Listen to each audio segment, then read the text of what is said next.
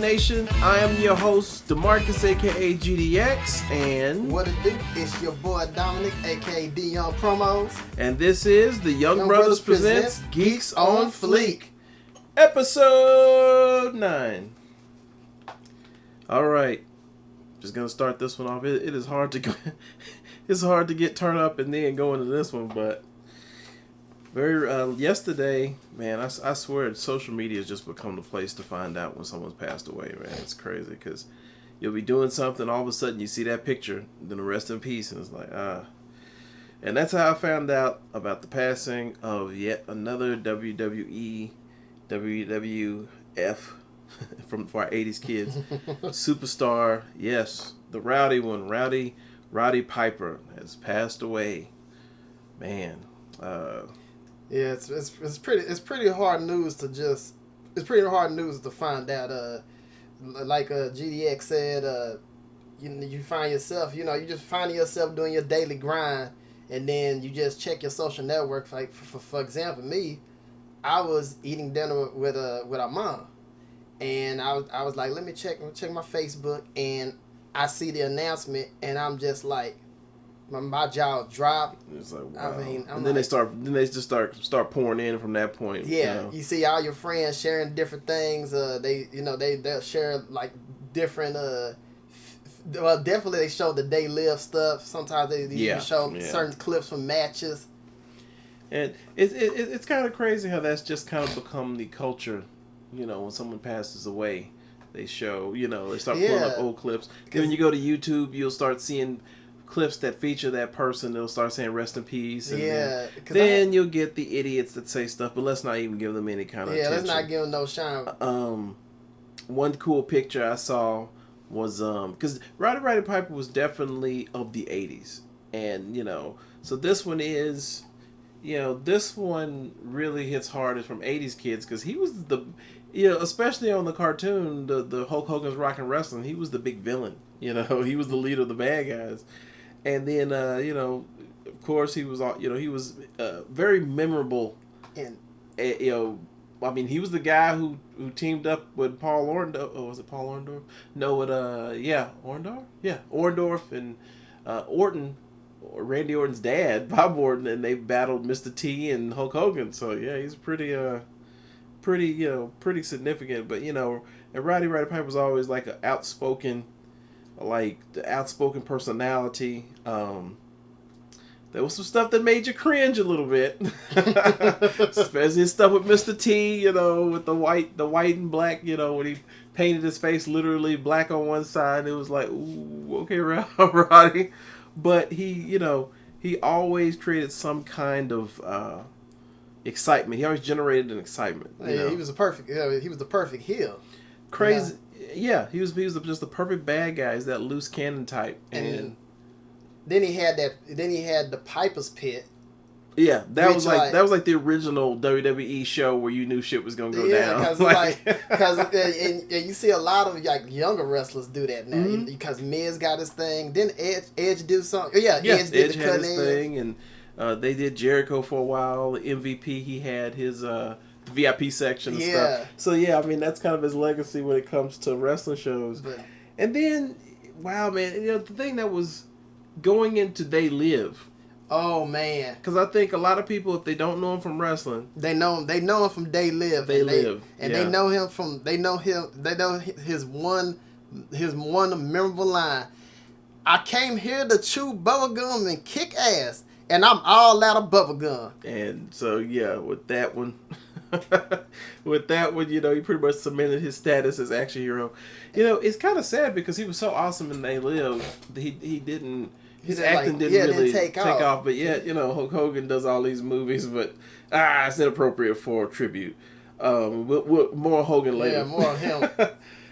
It's really sad. Recently, the thing that kind of came up was him and Stone Cold Steve Austin. They had an issue over their podcast.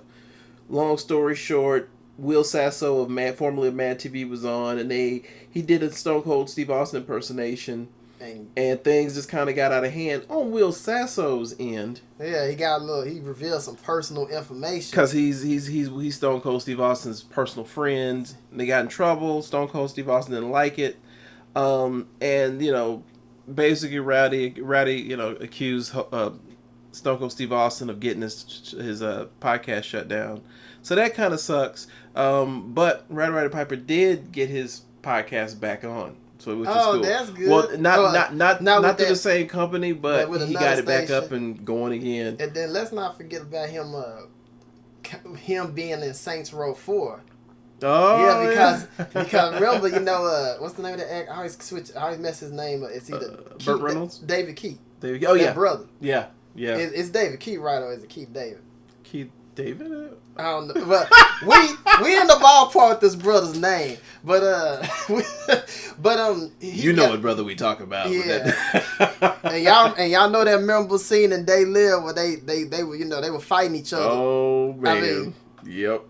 Great scene on show. Great scene and also great social commentary. But what they did in Saints Row 4, they reprised that. They sort of did a throwback to that scene. And like, if you haven't seen They Live, you need to watch They Live. Yes, They Live is like very, very timely now. Yes, it's very prophetic. Yeah, it's very timely now. And for just movie buffs, that hands down, that fight scene is one of the best fight scenes in like action movie history. And it didn't need a bunch of special effects. It basically gets to the core of a fight. Yeah, the core. Yeah, it gets to the core of the fight, but also it gets to just. It really touches on the nature of people not wanting to be woken up to the truth. Yeah, and bring it back to Piper. Yeah, I mean, and also recently, like a couple years ago, he was officially made the other real life personality. He was in G.I. Joe. With his Scottish roots, he was actually a bad guy, and he was with Destro's army. Oh snap! Yeah, see, I didn't realize that. Right, yeah, and that figure is expensive too. And the jerks on eBay, as you probably already know, G.I. Joe's the figures have gone up. But did Hasbro mention anything about Piper's passing? I don't think they have, not yet. I know a lot of people really really got it. Like Ric Flair has said something. Ronda Rousey. Hulk Hogan. Yeah. And other, I want to say Kevin Steen, Kevin Owens now, WWE. He had a picture of Roddy Piper putting him in a sleeper hold. I was like, wow. They said thanks for this, and that was cool. So definitely a legend, definitely a huge legend with us 80s kids. Will definitely be sorely missed. That's one thing I will have to say though. With all the wrestlers that are gone, Dusty Rhodes recently and so many others, especially from that 80s era, there has to be one hell of a supercard in the afterlife. So let's go on and give Roddy Piper a round of applause, man. You did your thing, brother. All right. Rest in peace. Now, moving right along, we said we'd get to Hulk Hogan later. We got to do it. Even though, this is probably a week late or whatever, we got to do it. I'll tell you one thing. The Hulk Hogan controversy. Oh okay, I'm sure you all have heard from it. I bet every black person with a webcam and who posts on YouTube has said some shit. I bet Black Twitter went in on Hogan. So many people. Black Twitter went in on Hogan. Oh snap! Yeah, they went in on Hogan. I've yet to hear the Iron Sheik go in. Okay. Oh, fuck you, motherfucker! What about Lance Storm? Has he said anything? I don't think. I got lots of props for Lance Storm, but I don't think that's not really the type of thing he'll chime in on. Okay. He might say a little something, but I don't see him saying anything too crazy or really controversial. But for those not in the know, Hulk Hogan was caught on in a personal conversation. This is all connected to that sex tape that he did. Yes, Hulk Hogan had a sex tape. No, you didn't get to see it. Probably, thank God. Yeah, because it would have been an ew. That's nasty. And because I saw some stills from it, thanks to Gawker, and they paid for that. Gawker got in trouble for that. Oh yeah. Well, it was in shadow. Thank God it was. Thank God. Lights low. But I wonder if the motherfucker cut a promo on that. I don't even want to know, man. What you gonna do? Did he rip his drawers off like his shirt? When that D runs wild on you. What you gonna do, brother, when the D runs wild on you? But Well, hell, if he said a promo like that, probably would have said if he said a promo like that, probably would have saved him from the shit that he got caught saying on the said audio that got caught. Well, the audio from the sex tape. The sex tape basically came out from a couple years ago with him, his DJ friend Bubba the Love Sponge, a rather annoying personality in wrestling/radio. And, you know, I'm going to leave my personal commentary out. You know, some people get down like that. But, you know, the sex tape was actually, it was taken without Hogan's consent. Because you can just look at the angle and it looks like it's, you know, on the low. It's some shady shit. Basically, Bubba let Hogan bang his wife. You know, because even in the descriptor of what went down on Gawker, they mentioned that Bubba said, "Hey, you guys gonna be cool?" And then Bubba walks out the room. So Hogan and his wife get it in. Yeah, I'm like, whoa, y'all on some next level crazy shit, man. So Bubba the cuckold. That's what I think he's only a cuck if he's being. If it's a brother. No, I'm sorry. no, that was a brother. Look at that. Y'all learning shit every day. I think he's a cuckold if like he likes to be disgraced or whatever. Oh, like, you know, sitting there watching but don't get to interact. You know, I'm gonna laugh if like somehow a cuckold comments on this shit. Actually, the cuckold lifestyle. Like, I want to see your damn tongue. Why the fuck you sharing this shit with me? So basically, after Hogan and, you know, Bubba the Love Sponge's wife got it in, this is where this little controversy comes from. They were in bed. You know, they engaged in some pillow talk. There's some fucked up pillow talk, honestly. Yeah, like, why you? And the subject came up of his daughter Brooke, and I guess apparently Brooke was with a brother dating a black dude at the time, and Hogan took exception to it. And he was like, he tried to lampshade it by going, "We're all a little racist. I'm a little racist myself." And this isn't a direct quote, but he basically said, you know, he said effing ends. And then he said something about like, if she gonna be messing with an N word, he has to be like 8 foot tall and have that makes $1 million. Yeah, and like, I was just like, real classy Terry. Yeah, Terry Jean Bolea or Terry Holey. Okay, so after that, holy shit, WWE straight, and forgive me for the reference, but they straight Chris Benoit his ass.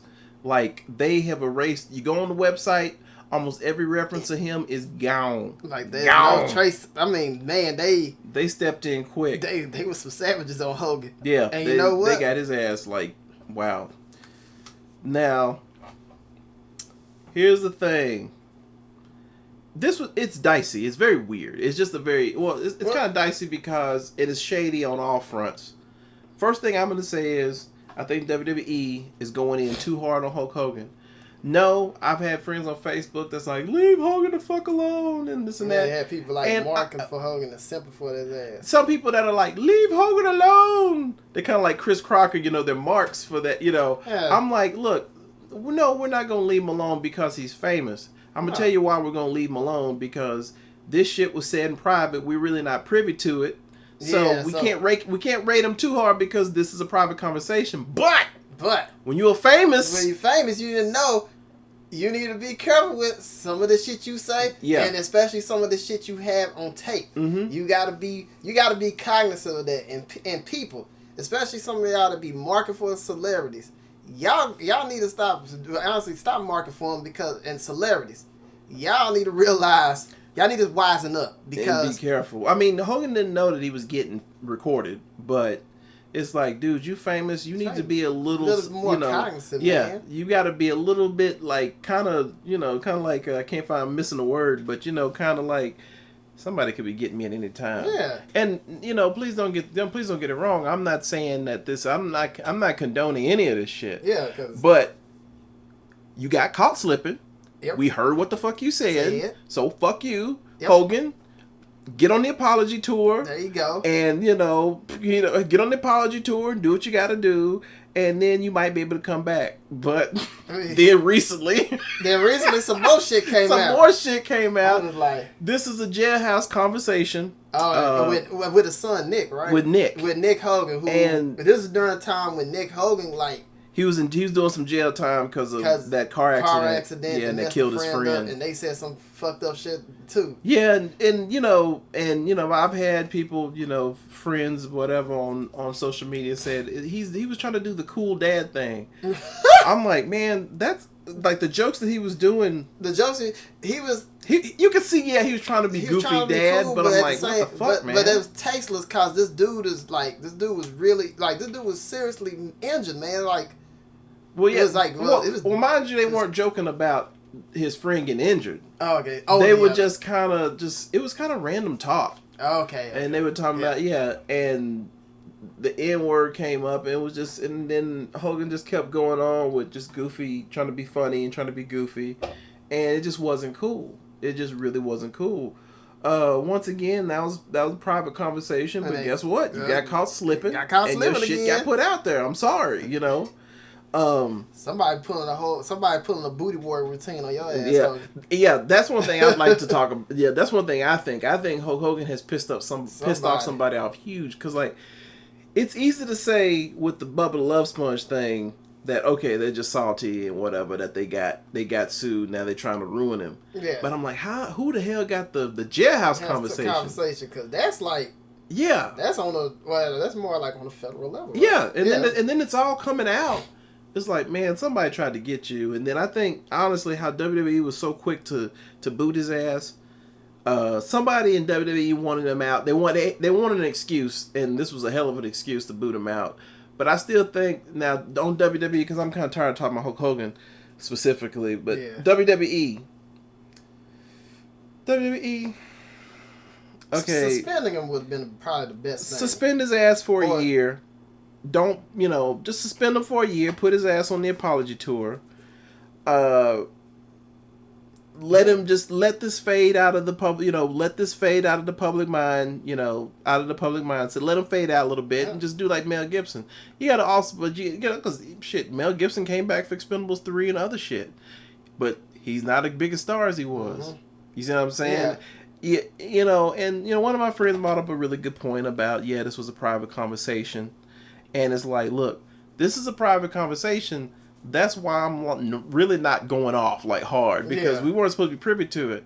But I'm just going to put it like this. Say, it being a private conversation doesn't make the shit okay. Like from you can talk about whatever you want to in private, but that's not cool. Let's put it like that. That shit's not cool. So, Hulk Hogan. Oh, well, my thing about WWE going so hard on Hulk Hogan.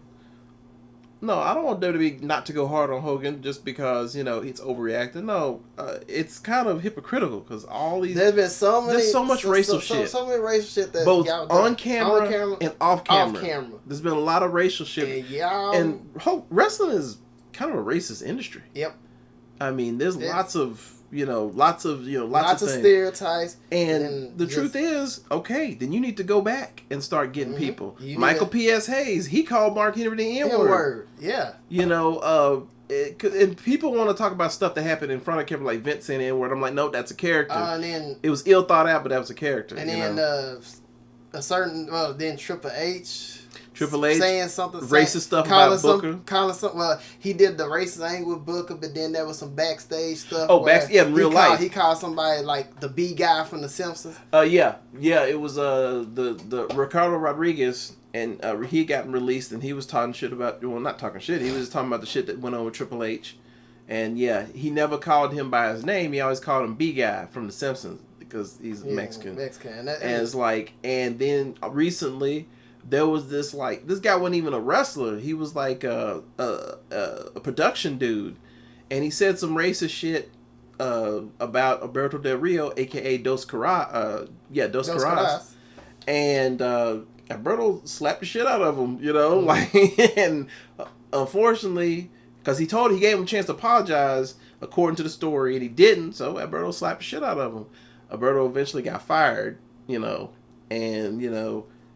But the fact that production guy didn't get his ass chewed off for that shit. It just showed you that there's something seriously fucked up in wrestling. Yeah, there really is. Now we ain't gonna get into that. That's kind of another subject. You know what I'm saying?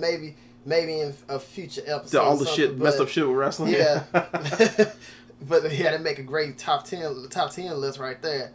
But you know, so Hulk Hogan is still in it. You know, Hulk Hogan is in it deep. Yeah, he really is. Yeah, I know. You know, they say Hogan knows best, but I think right now Hogan knows stress. Cause you know he don't want to pick up that phone. Like, oh shit, Mr. T go call me to rock him. And what the hell you say, fool? I thought we was friends. I thought we was friends, fool. And you know, you got a bunch of people defending him. You know, I've noticed some of his black friends came out the woodworks. Like and Virgil. The thing is, yeah, Virgil was the boy suspect. Virgil, brother, come on, brother. dude. Just stop. Yeah, you've been taking the L for a long time. I don't think Hulk Hogan is a cross-burning racist. I think I think honestly, because when you hear him talking about it, because he's on a radio show, he was talking about rappers calling him that. I think somehow he thought he was cool enough and he got privileges. Yeah, he thought he got them N-word. But let's be straight. In the rant about Brooke, that he said, okay, fuck it. He said nigger. Okay, it wasn't no GA. Yeah, it wasn't. There is a little bit of issue there. You know, there is some issue there. So it's like, come on, man, straight up. But yeah. So I'm gonna end this with WWE. Quit going so hard on Hulk Hogan. Quit giving them Chris Benoit treatment because, quite frankly, it's going to be really hard to retcon the 80s. All that history. But here's another thing, though. I realized, because me and someone else were talking about it, a lot of the 80s wrestlers are from my time. Now we've got kids like my daughter's ages where old school, you know, during the Attitude Era, old school was the 80s. Well, for them, the old school is Attitude Era. Yep. So there might just be a shift in the attitude. That the Attitude Era is WWE's old school. Yeah, you know, because let's be honest. I don't know about, you know, Gorgeous George. You know what I'm saying? Like from the 50s. Yeah. You don't know about like the rest. So I think there might be a shift if they go forward with this, you know, booting Hogan out. I think there's going to be a shift to making the Attitude Era the old school that they focus on. Yep. I think so. So, all right, that's enough Hulk Hogan. Went too long on that fool. I know. Yeah, best of luck, dude. Yeah. Best of luck. Yeah, best of luck. I don't think the 24-inch python's gonna help you. They're gonna get your ass. You might need to do it. You might need to do another busted ass TV show. It might help you. So, I ended with this. Hulk Hogan. No, I'm not. I'm just gonna say, what you gonna do? That's all I'm gonna say. All right. Well, changing up gears quite a bit. Let's do a little bit of gaming. Oh, Disney Infinity. Man, when Disney Infinity dropped, I knew it was something real cool. You know, seeing the different characters in it and stuff. And my only complaint is the characters they've chosen, they've been pretty good, but then there's some they leave you with a lot of characters that you're like, man, this person needs to get a character. They're like, this character need to be in, this character need to be in. Well, they're letting fans vote for it, and they have quite a few entries that are interesting. But I think the big entry that I'm trying to get people to vote for, both of us trying to vote for. Who is it? Darkwing Duck. When there's trouble, you call DW. Yeah. Darkwing Duck. Let's get dangerous. We can have a healthy fear of we're gonna make an impromptu mashup. Buster Rogers. Oh snap! Duck. Yo, oh, shit. somebody, if everybody here, when somebody hear this shit, y'all need to make this happen. Chop it up, make it happen, man. So Darkwing Duck is a Disney Infinity. Well, you can vote for him for Disney Infinity. A bunch of other characters too, but I think Darkwing Duck. One reason is one of the power discs that you put in the game, when you get items and stuff, they actually have Darkwing Duck's motorcycle. Well, so I'm like, you need to have, they have a lot of stuff like in the disc where they'll have like characters like iconic stuff, but they don't have a figure of the character yet. It's like, if you're gonna have the add-on, you need to have the character with the add-on. So it's just right. And then also Disney need to kind of show some love to Disney Afternoon stuff anyway. A lot, because that was like, other than the movies like Little Mermaid and stuff like that throughout the 90s, Disney Afternoon redefined Disney for the 90s kids. Yeah, and the 80s kids to some degree too. Because it was like for you they had like Gummy Bears, they Chip and Dale Rescue Rangers, Tailspin. Gargoyles. Yep, that's a big one. And a lot of cause a lot of that stuff, especially gargoyles, need to be like some Infinity figures. Yeah, I was just about to go with that. Who do we think should be? Yeah, Gargoyles definitely is one. Disney needs to embrace Gargoyles more. I'm like, why is this not a movie? Yeah, why is this not a new show? Why have they not been in Kingdom Hearts? Yeah. And before we start shooting, you said Kingdom Hearts characters, and I kind of shot it down. I was like, nah, they can't use those.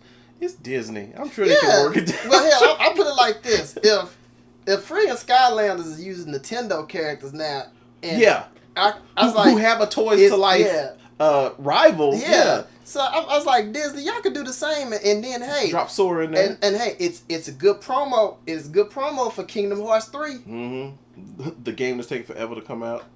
I mean, for real, y'all pissing my wife off. She loves Kingdom Hearts. Y'all gotta come out. Yeah, that's her shit. So man. Darkwing Duck, I know Kim Possible is on there, which is a good choice. Kim Possible been doing that. But Disney needs to put some more. That definitely need to embrace the Disney afternoon stuff. And you know what? I know this is gonna take a little far. Not Marsupilami though. Hell no, fuck Marsupilami. Maybe I can put Raven Simone up in there. That's so Raven. Have Chelsea fuck up some shit. Have some of the live action. Y'all don't know about that. I can't. Hey, what's that one show with that baby named Charlie? Good Luck Charlie? Yeah, Good Luck Charlie. Yeah, they'll be like the most boring Affinity figures. They'll be the worst Affinity figures, man. But Raven will be probably good because they psychic, get some throwing off shit anyway. Like they just fuck shit up in the game. So yeah, Darkwing Duck. We'll put the link down. Yeah, we put the link down. We'll put it down there in the description and stuff. Go vote for Darkwing Duck or whoever you want. But Darkwing Duck's the best choice. Yeah, we going with Darkwing Duck. And Disney, please, man, show some love for your Disney afternoon characters. Yes, please. Please, on, man. Stop. I don't want to see regular ass Blue. Yeah, we want to see Tailspin Blue. Cloud Kicker. Yeah. Because we beyond. It's so funny when, thanks to the Disney afternoon, I just cannot get down with seeing Baloo naked. Yeah, you can't. Well, you can't see like the pre-crisis version of these characters. I can't see the Jungle Book characters as Jungle Book characters. I have to see them as Tailspin characters. It's like now. Shere Khan got to be that fucking tiger. Yeah, you got that businessman. Yeah. So there's that wild ass shit. I know. You know what else is some wild ass shit in a very, very good way? Woo! Oh my god, man! I am so mad. I'm so mad that you can't preview music and I get busted on a copyright strike. Yeah, I know. I would be playing this right now. Because people, y'all need to seriously hear this track. Who is it and what is it, Okay. Man? So, we were looking at one of the BDPs on Vsauce 2. And this thing caught our eye. We had to stop in the middle of this thing and we watched the video with kids. Now, Vsauce 2, hold on real quick. Vsauce 2, really great channel. Yes. Different types of educational channel. Vsauce is the educational channel, then one's for video games, then one's just for cool shit. Yeah. BDP, that's BIDIPI, that's build it, do it, play it, perform it? I think so. I don't know. You get the gist. And what they do is they just show real quick flashes of really cool stuff that their audience might be into. And that's how I've discovered a lot of cool stuff. Yes. Nick did too. What is it, man? Man, it's this music video by this producer called Grades, called King. And it is like the most fire video ever. Yeah. GDX, I think you can narrate this a little bit better than me on this one. Now, it's gonna be spoilerish. I would seriously, if you have not seen this music video, I'd seriously pause at this point. Watch the music video. We will share the link to you. We will put that link up. Yeah. Because this video needs more attention. Yeah. And DJs, from the track itself to the video is just dope. Hell. Like I said, spoiler warning, because I think part of its charm is you're like, what the hell is this? Yeah. Oh snap. Anime fans, you definitely need to see this. Yeah. Okay, so the spoiler warning is over. If you listen past that, you might as well call yourself Nestle, because you're going to be feeling crunchy. Exactly. I do it in an open voice. You're going to be feeling crunchy. So, it starts off with a cute kid, and we said basically she's the Asian answer to what's that girl's name? Allison Stoner. Allison you know Stoner. that? Remember that girl from the Missy Working Elliott videos? from all those videos. All them videos. Working, Gossip Folks. Those were the ones she's really popular in. So she's just, I guess she's in after school. I'm thinking detention or something. Yeah. And the beach just starting off nice and calm. And she's watching she pulls the TV. Yeah, she pulls the TV out. And she's watching her favorite anime. And all of a sudden, she starts dancing. And and shit gets somehow the world's male. Yeah, the world's between. Between her anime that she's watching and her dance moves are she uses them as dodges. She's a dance battler basically. Yeah, she's like dance battler with a freaking cannon. And she has a hand cannon like Mega Man, like Mighty Number 9, And this little girl, she got some swag because before the shit, before she starts going ham on these things, she pops her collar, and that's when you know this girl was down. That's oh shit, this girl about to it's go. It's a great video, it very really creative. Is. I'm because the art of the music video, I'm not gonna be the old man and say that music videos haven't been great since the 80s. Get the hell out of here. There have been some nice videos, but then there have been other music videos that just follow the tropes. I mean, hell, fucking Watch Mojo got in on y'all with that shit. Yeah, and it's cool just to see a music video creative music video. Yeah, and that... One thing that kind of threw me off is the little credits at the end. That's becoming a thing. Oh, yeah. Yeah. Well, yeah, because that's kind of weird. But I guess, hey, it's essentially like a short film, so... Yeah.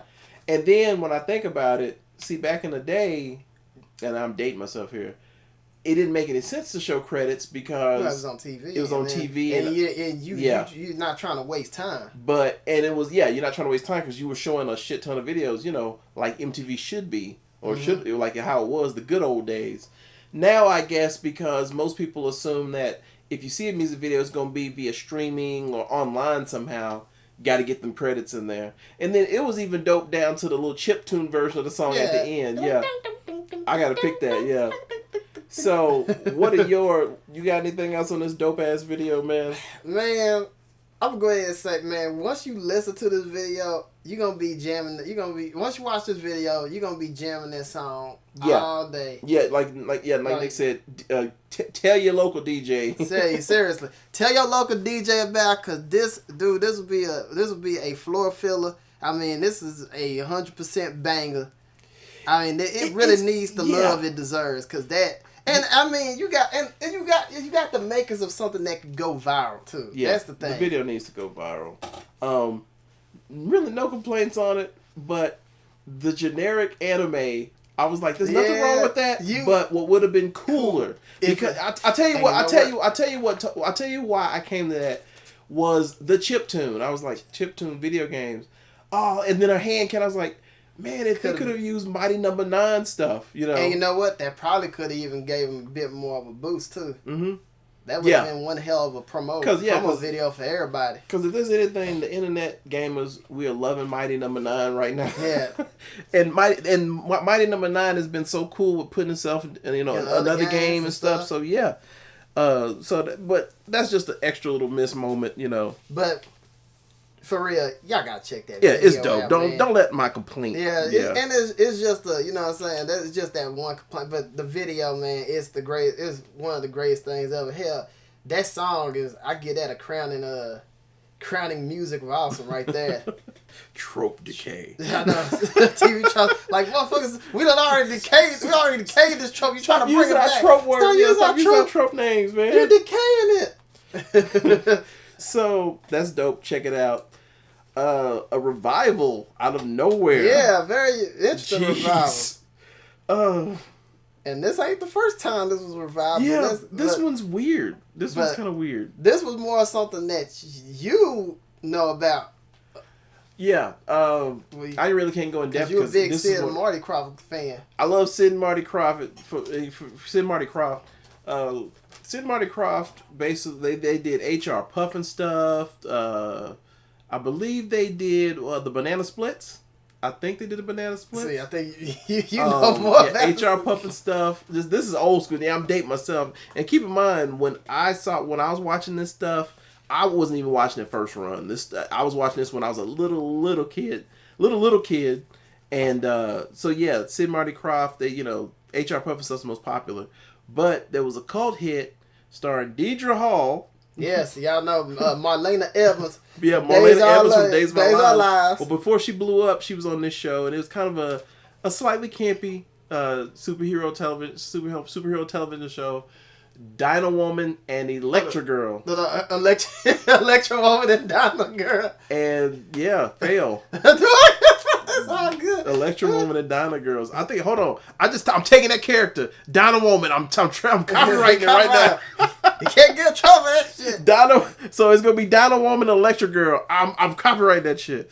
But no, it's fail. It's Electra-WOMAN and Dynagirl, and it was a cool show. Most people watched it. Let's be straight up. I was watching it because Deidre Hall looked so fine back then. Yes, I was a kid appreciating that shit. Because y'all a lot of people were simple for them back in the day. So y'all was simple for Deidre Hall like Stefano was simple for Marlena. All Days of My Life. So yeah, of course, I think it was short lived. Didn't go long. No more of a season, I bet. I really should do research on this shit, shouldn't I? So years later, for UPN, I think they were going to do a reimagining, a reboot, and they showed. I think somehow managed a revival. Honestly, it wasn't a reboot; it was a revival, and they took it to another level. Like it was like more adult humor and stuff. It was very much adult humor, and it pretty much had like Electra-Woman and like she was washed up. It was meta. It was very meta because she was an actress playing, and she played Electra-Woman. Okay. And yeah, I forgot. Yeah, it was very meta. Because she was like, and yeah, you can check out the pilot on YouTube. It should still be on there. Yeah, it should still be on there. You might want to check it out fast because there might be some attention drawn to it thanks to this reaction. Well, at any rate, at what was it? It was one of the cons. It wasn't at Comic-Con, was it? Yeah, it was at Comic-Con. It was more like I think one of the more kind of smaller really low things. key. Yeah. And so they put up a trailer, and they're going to do I don't want to call it a reboot, but a reimagining of Dynagirl and Electra-Woman. Now, do you know the name of the actors and their actresses? Dang, I wish you would. I know one of them was Hannah Hart. I know one, who does the drunken cooking thing or whatever. Yeah, I think so. Let's see. I'm not like familiar with the two YouTubers, but they're YouTube personalities. Yeah, and that was kind of weird. I'm not hating. No, I'm just saying that was just kind of like, okay, cool, okay. We got some YouTubers getting on the show. I think this is a web show, right? Yeah, it's a web series. And I think it's gonna be a little bit of budget because I think it was one that Sony that's backing this. I think so. Yeah. So I mean, it's kind of a good look for web series if like a company's trying to invest that little bit of money behind it. And from what I saw, hey, and I'm not gonna dump on it. From what I saw, it looked interesting. They got me for an episode or two. Yeah, it seemed like an entertaining watch. And the best thing they did in that trailer, they had them. Spoiler alert, they had them in the original costumes. Before they transitioned to the new costumes. So they showed me the old costumes, they got the new costumes, and they were kicking ass. It was like some fighting going on, man. So yeah, that was cool. And I did like they kind of they doing something similar to the specials where they have like a PR agent helping them out. So I kind of like that a little bit. But I think with this show, I hope it doesn't get too campy. Yeah, but keep in mind though, the original one was campy. Yeah, I don't think it was intentionally though. Because I'm hoping that maybe if they do some humor, it kind of like maybe like Marvel type humor. Yeah, because people like that type of humor now. That's now that superhero just stuff. kind of matter of factly situational kind of snarkiness. Mm-hmm. They don't want and it does have lots of snark and stuff. They don't want no 1960s Batman humor. New costumes, whatever. But I think it works with the times because it's more functional and for the times and their attitude. Yeah, because they couldn't be running around in the old costume. That's for damn sure. Because the old costumes were cheesy. So another trailer. Wow, man. Ultraman getting a new movie. Yeah. And hot damn. There's not much I can say about this one. Because, well, I'm going to be straight up. I know a little bit about Ultraman. I knew enough about Ultraman to realize that that was a turn up moment. he looked good, little otherworldly, kind of. Yeah, I noticed with the that's one thing I did notice with the CGI of with what they did with Ultraman. Mm-hmm. The CGI made him look more alien. Yeah. But yeah, it's Subi. I think I'm saying his name right. I hope I'm saying it, but y'all know my luck with names. Subaru Productions. I think they're gonna do. I think they're doing another Ultraman reboot. And this is gonna be slated for 2016. That's gonna be a killer year for movies and superhero stuff. Yeah. 2016, just probably one of the most know-nothing oddest year. You know what I'm saying? Yeah. It's not like a 2000 or nothing like that. No, 2016. 2016. It's going down. But yeah, the trailer was real good. I mean, they showed what was cool is you could tell they took their cues from Hollywood, especially the 2014 Godzilla. But it's deeply rooted. It's still deeply rooted. Original Japanese look and mythos. Does that Ultraman is he supposed to have bare feet? That was weird. No, I think that's just a weird addition they put on him. I was like, and his expression through his mask or whatever. It's funny because I was reading the comment and somebody said that they did back in the day, even when they just had a suit actor, they were hoping to try to have him do different expressions, but it's too hard for production. Budgetary constraints. Okay, so, but yeah, all in all, dope as hell. Dope, yeah, it's pretty, dope cool. as hell. And I mean, it upped the stakes. Yeah, it might give some people some false hope that Jet Jaguar is gonna be in the American. People would be so thrown off by that. People gonna be like, "We want Jet Jaguar in the next Godzilla movie." But you imagine trying to sell Jet Jaguar to like a regular audience that enjoyed Godzilla 2014? Like, what the fuck? Well, this is Power Ranger. It's like a big ass Power Ranger. What the fuck is he doing here? Like, is that Tommy? Nah, motherfucker, Tommy the Green Ranger. But Jet Jaguar, motherfucker. but now for some of y'all, that's not that's not really familiar with Ultraman, I could suggest, hey, before you watch this movie, hey, you could check out the original Ultraman on Hulu. Mm-hmm. Okay, mm-hmm. You could even check out Ultraman X. That's the latest show, which is on on Crunchyroll. And then then you can even watch Ultraman Mabius, Ultraman the Nexus, Ultraman 7X, Ultraman Mabius and the Ultra Brothers, Ultraman The Adventure Begins, and Ultraman The Ultimate Hero. So there you go. That's a lot of going back for too. Yeah. So basically, you watch all that as reference. Yeah. And by the time you finish, the movie's gonna be out. So yeah.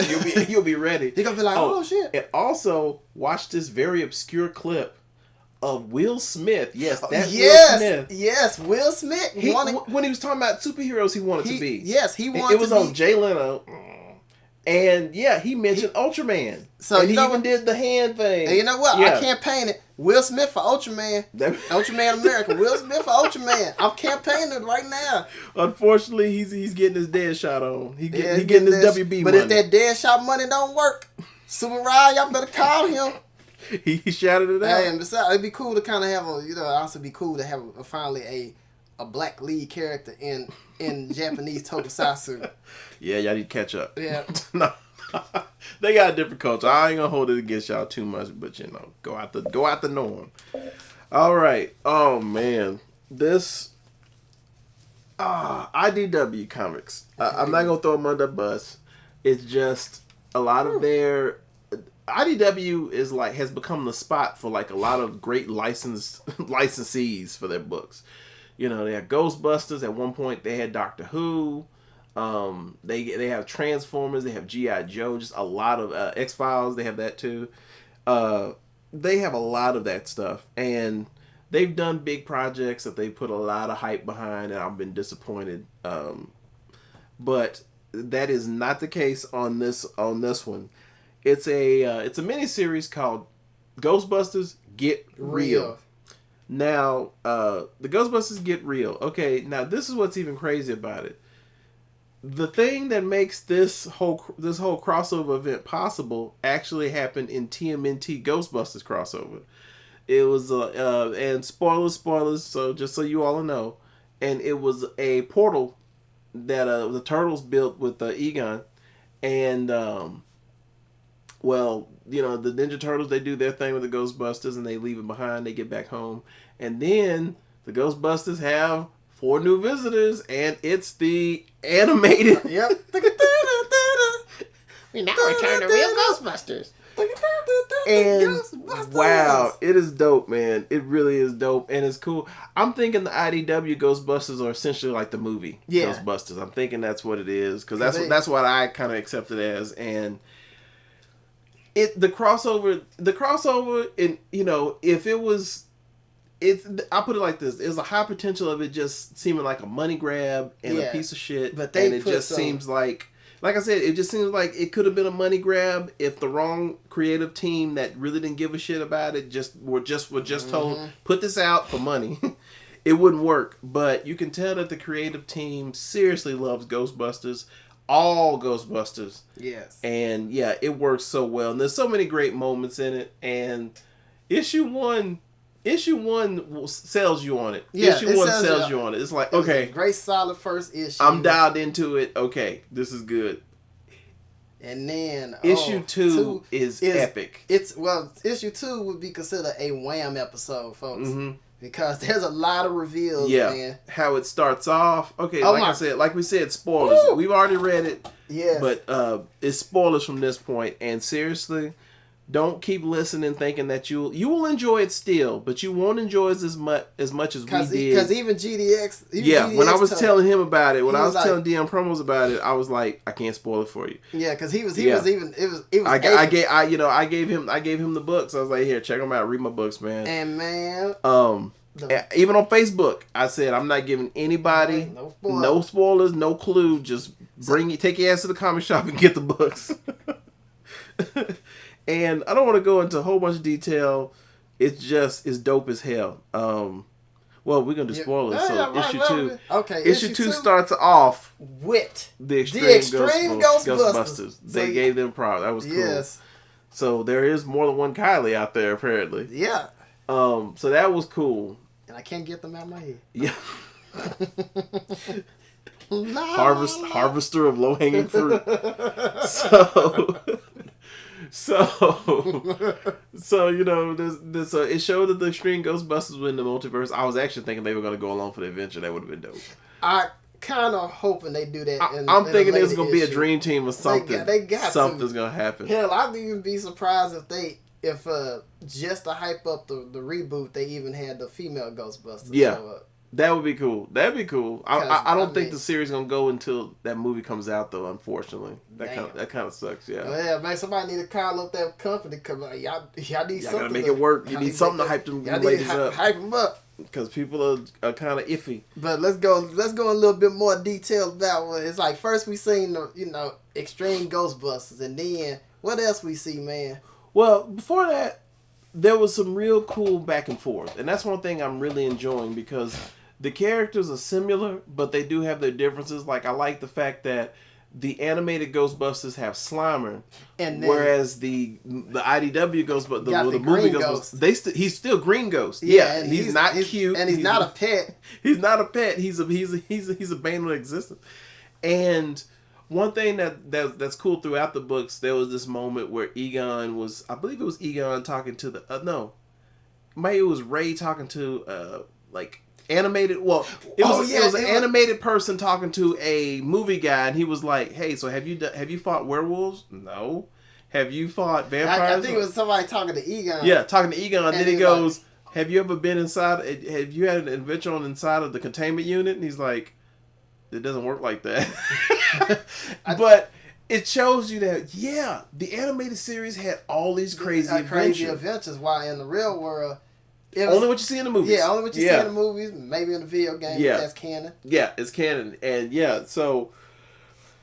but speaking of canon, man, Marvel Universe, Marvel Cinematic Universe, what have you done? Yes, I mean, we saw this shit with He-Man, and now we see it here. Ghostbusters. Because somebody with what, terror dogs? Or, well, no, that was like a Cerebus thing. Yeah. Somebody was hunting. Cerebus was hunting them down. Yeah, because we definitely need to mention some of the plot. big bad. The big bad is Proteus. Yeah, a primordial guy. Y'all, and if you don't, if you obviously don't know your Greek mythology, you just research Proteus. Because Proteus was the guy that I think introduced mankind to fire or something like that. Yeah. But in this story, he has a mad on for the Ghostbusters because, in his own words, no mortal should have the power against gods and demons. Because if you've been paying attention, yep. Or if you, and Movie Bob, I would say you definitely need to watch Movie Bob. Is it good? Ghostbusters. And we definitely is it really good? We need to share that link. Yeah, because Movie Bob points out that there's an underlying theme of science versus religion. And or just spiritual. Yeah. And this storyline, and this thing with Proteus is really shows it. It really shows it. It's religion trying to go after science and destroy it. And it's just kind of funny because if you pay attention to the movies and definitely to the cartoon, especially to the movies, they've been taking out like death gods. Not death gods, but like Vigo and Vigo. Oh no, not Vigo. But yeah, they've been taking Vigo, Gozer. Gozer. They've been knocking down some pretty serious, characters. And if the game is canon, the PlayStation game recently, they've been taking out some serious freaking characters. So he's trying to find the Ghostbusters, and he basically has Cerebus looking into different portals into different realms, trying to find the specific, basically the two teams that are crossing over. Mm-hmm. And the portals look like pools on the ground that they can jump into. And they show an overhead, and they show like a great shot, like what they call a worm's eye view from the ground up. Yes. And you see them looking down, And you look. But then they have a great overhead shot to show you what they're looking in, and that is the huge wham shot. And you see Ghostbusters exists in a multiverse. Yep. Now, what's even crazy is some of the stuff that's featured that they put in the multiverse.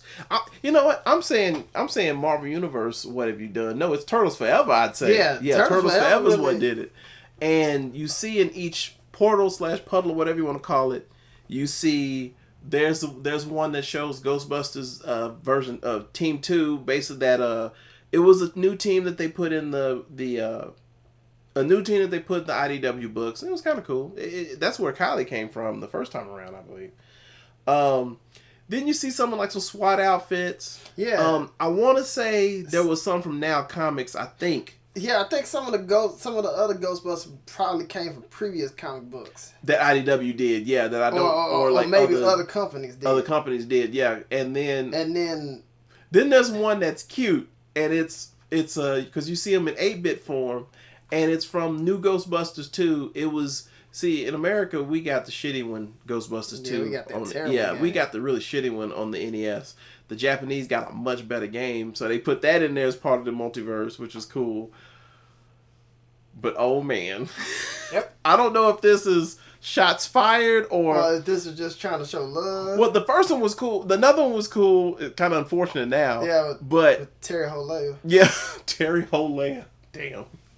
So they show one with Hulk Hogan and Hulk Hogan from the. They showed a clip from not a clip, but they showed a picture from a still. There we go, a still from Hulk Hogan's Rockin' Wrestling when his group were like knock off Ghostbusters. That was cool. And then I think the craziest one was they showed blurred a bit. The Filmation Ghostbusters. The Filmation Ghostbusters. Let's go Ghostbusters. Let's go. Let's go. So, yeah, they showed it with the one that had Terry the Gorilla, and, it's the reason why Ghostbusters call themselves the real Ghostbusters. Yeah. And I'm like, is that a shots fired, or is this something that's going to come up? I don't know. So, yeah, that was funny. I really hope they don't get in trouble for that. I really hope they don't, because it's just a cool nod. Did I say the wrong company? Did I say Film? No, it's Filmation. Okay, Filmation. Yeah, okay. Filmation Ghostbusters. Okay, cool. Yeah. If you don't know what the hell we're talking about, Filmation Ghostbusters, just look up a clip on YouTube and leave it at that. I think the theme song probably gave you a hit. Yeah, like, it was bad. It would have been awesome to maybe. It would have been awesome. Maybe they would have like had like a still from a music video. Had Mr. Fab Ghost Rider whip. That would have been. Yeah, see, they could have taken that so far with because they had so many other Ghostbusters things they could have used in there. Know just what this is. Ghost Rider whip. And they got drunk for that shit too. They the police. Yeah, Ghostbusters. They the police. Yeah, that was awesome. The rest of that song. That was awesome. So yeah, Ghostbusters Get Real. Well, if you listen to it, we just spoiled some shit for you. But we gave you a warning. We gave you a run. Pick it up anyways. Please. If we just spoiled it, that's on you. But check it out. And Ghostbuster fans, man, pick it up. Seriously, pick it up because this is a great moment for Ghostbusters fans. And hey, for some of you Ghostbusters fans that's a little cheesed off about the reboot, hey, this is a good way to cope with it. You know what I'm there's saying? a multiverse. So live with it. All right, so getting off of that geeky information, getting off from that geeky little bit. Well, we're gonna still keep it geeky. Oh yeah. And there's definitely, we usually talk about pop culture, but you know what? Also want to shout out to folks that are doing something positive, who have great. We want to shout out to people that are doing something positive and who just have like great projects going on that we feel that we need to get out there and get some promote a little bit. And Nick, I'm gonna let you take this one. Okay, well, it was something that surprisingly GDX shared with me, and it was this African American woman by the name of Ariell Johnson, who's investing in a coffee shop / comic book shop called Amalgam.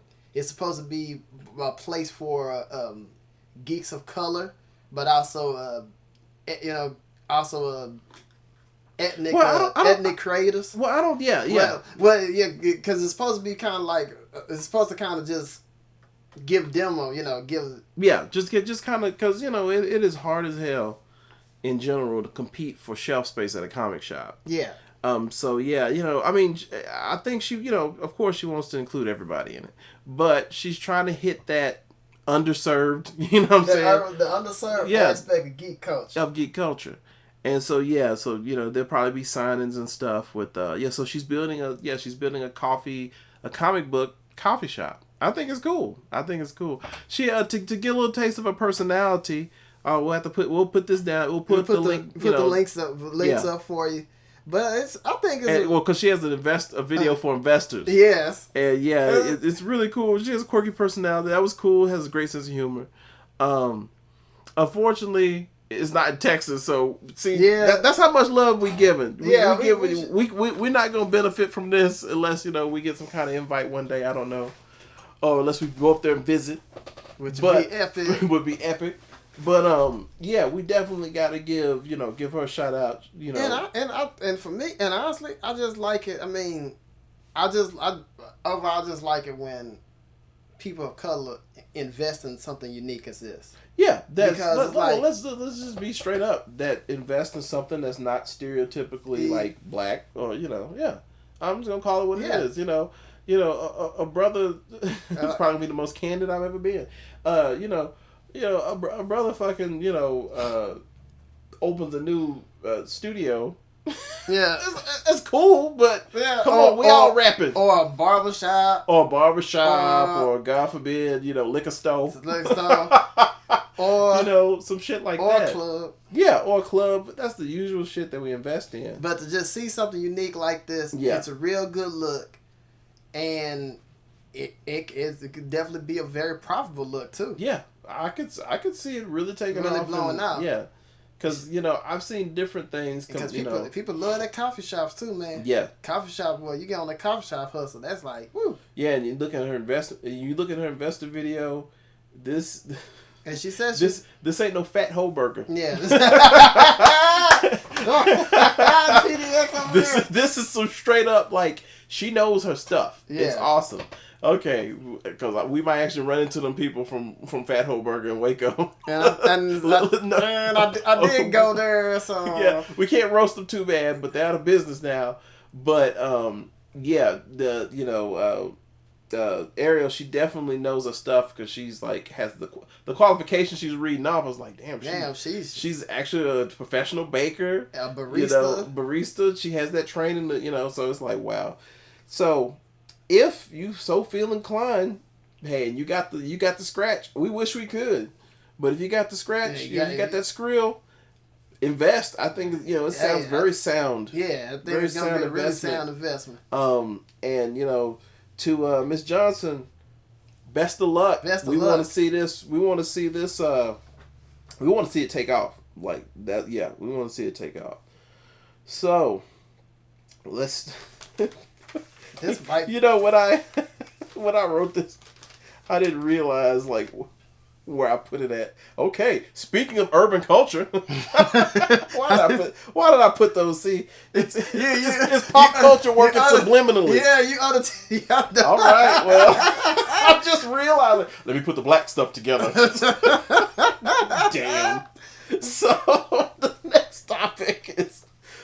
topic, and our final one on the docket. And you know what? This time it's no.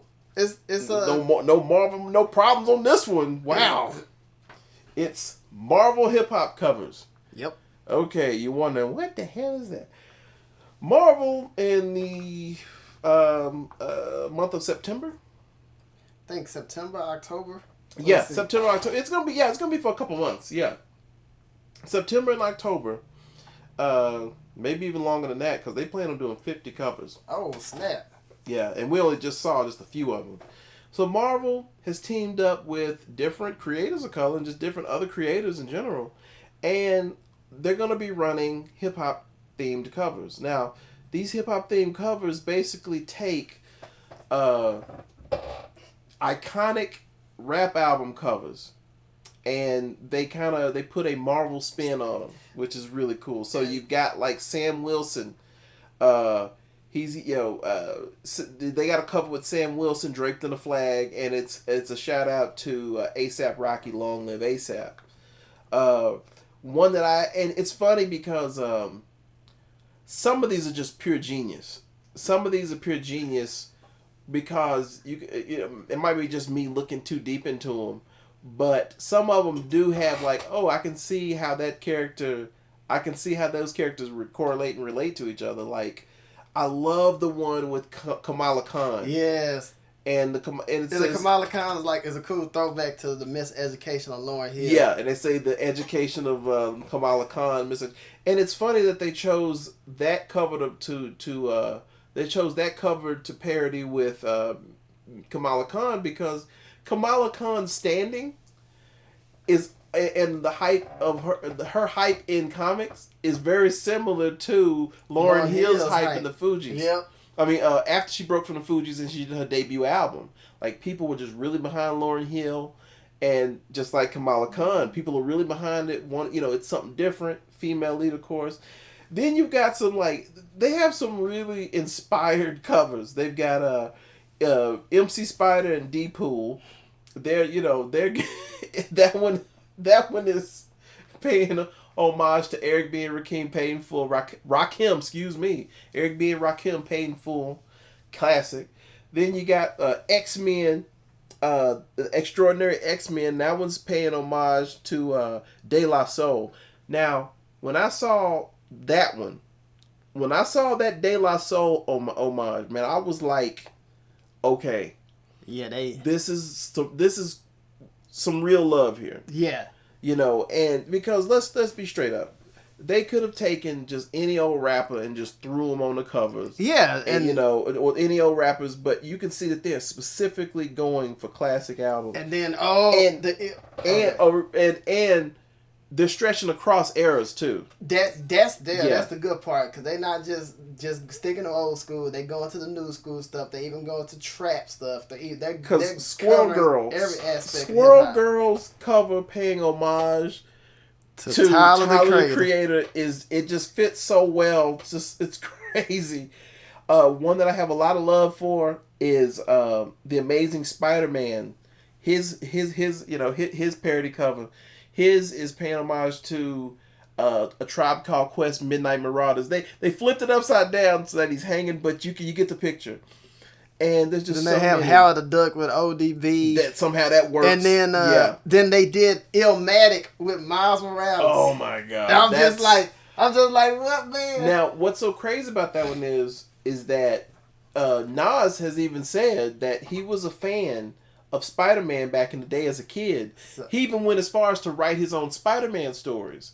As a kid. Oh my goodness! So it's really cool that they use Miles Morales, that's Spider-Man for that cover, and so it's just kind of a come full circle thing. And even further is Nas saw that cover, like a DMC and Run DMC saw his cover. He didn't share it, so I don't know what the Run DMC cover looks like. I'm like, I'm dying for it. But Darren McDaniel, DMC, he loved his. He was like, man, you gotta check this out. And what's crazy is, because I'm getting to that next little bit of this. Mm-hmm. The rappers and the general consensus have been showing love for it. That's what's cool. Like, we knew the rappers were gonna show love, but and Nas's son loves Spider-Man. Oh, that's so cool. He gets a little and Nas loves that, and so you get so from the fans have been receiving it pretty well for the most part. Yeah. The rappers themselves, despite the fact I don't think they get paid, because it's but they've been positive about it. They see it. There's always gonna be some haters. I shouldn't call them haters, but sometimes, I consider myself, I call myself, 2012. I wouldn't even say 2012. I would say the last couple of years I've kind of considered myself an awakened individual. I like to read between the lines of stuff. No, I'm not some foil hat weirdo, but I like to read between the lines of stuff. So I pick up on shit, the underlying stuff a lot of times. Mm-hmm. But some people, I think they take it to just a degree, an extreme. And it's like, come on, man. I think in a lot of cases you need to look at each case. Yeah. You need to see how people are reacting to it first. Now, why am I going that mini rant? Because certain sections, certain people... certain sections of fandom. Certain sections of fandom, shouldn't say people. Or haterdom. They want to accuse Marvel of appropriation. So they're trying to say... Cultural appropriation. Cultural appropriation, and they're pretty much trying to put... Like, they're pretty much trying to give Marvel the Macklemore, Iggy Azalea type treatment. And... I'm just like... I don't think that's the point. I don't think that's the point. And even the editor-in-chief said, hey, a lot of comic book creators love their hip-hop. Mm-hmm. Mm-hmm. And their children love hip-hop. And so a lot of people are getting on them saying that, well, you managed to get all these creators of color on these covers. Can't you hire them for the regular job? You don't know if they hire them for the regular job or not. They obviously got them in their contacts. And they do have some creators of color. They do. I mean, they do. Look, some, Robbie Rodriguez. Yeah. On Spider-Man. One of the biggest ass one of the biggest characters. We talking about, I think Spider-Gwen, we talking about blue-eyed, blonde hair Spider-Gwen. Mm-hmm. Mm-hmm. And you got Robert Rodriguez doing that. Mm-hmm. So yeah, this talk about appropriation don't make no sense. And then, as we said, the hip hop community is embracing. Nobody's getting salty. I mean, nobody getting mad. Maybe Azalea Banks might get mad, but who's really caring about her? Oh wow! If we blow up, she gonna talk shit. She gonna talk shit to us. That's cool. I don't care. Yeah, I don't care. But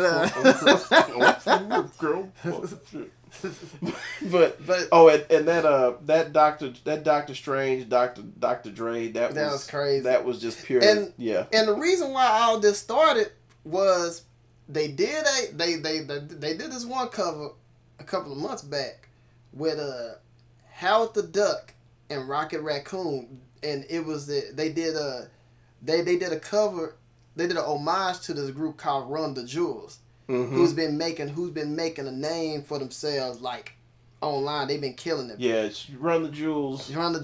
If you don't know Mike LP. Yeah, if you don't know who the hell Run the Jewels is, you need to really mess with them. We'll drop a link there so you can see it. This is conscious music. And their stuff is breaking the mold of conscious music. Because it's funny because a lot of people are like, man, there's just not enough hip hop that's conscious. I'm like, they always have been. It was kind of. It had a great message, but it wasn't danceable or it didn't grab people. It didn't have a sound that caught people. And Run the Jewels, they got these sounds that just it grabs you. Mm-hmm. You jam into this stuff, you just like, man, this stuff needs to be on radio. But yeah, this homage cover is what started the whole thing with the Marvel hip hop covers. So it's gonna be 50 covers. It's gonna be a hell of an investment. And Marvel, I hope y'all make these things into posters. I mean, I would love to hang some of that stuff on my wall. Heck, y'all need to make these things into t-shirts. True, that'd be great right there. Yeah, because if y'all don't do that, I have a print shop that's right down the street, and they don't ask no questions. They will blow up those covers for me. So make it to a poster, sign whatever deal you got to sign, and make it happen. So yes, definitely looking good for fandom. Marvel, yeah, the hip hop covers are dope. So. Yes, but we never stated that we had a time limit. We had a time limit, but we went over whatever. Hey, but these were things we were very excited about. Now, you know, as a geek, hey, you just gotta show it. You gotta express how you feel, and all this stuff is good stuff. Well, most of the stuff is good stuff. I shouldn't say all of it's good because the first two topics was pretty bad, pretty sad. One sad, one bad. Well, as always, hey. You want to let us know how you feel about our episodes? Please let us know. Drop a comment. Send us a message or whatever. Share. Heck, even on our social networks. Yeah. You know, because I put those in the description, so you want to holler at anyone else? Hit us up. If you find any geek news that y'all want us to maybe talk about, feel free to. Old or new. I'm down for talking about anything. So. Here we go. So that's our show for today. Now, you know what? Remember, every week, tune in. Turn up. Now, allow us to reintroduce ourselves. I'm GDX. And I'm DYOUNG PROMOS. Collectively known as the Young Brothers. And that was Geeks on FLEEK. We out. Peace. Deuces. Fuck you, Hulk Hogan. Yeah, Terry Hogan.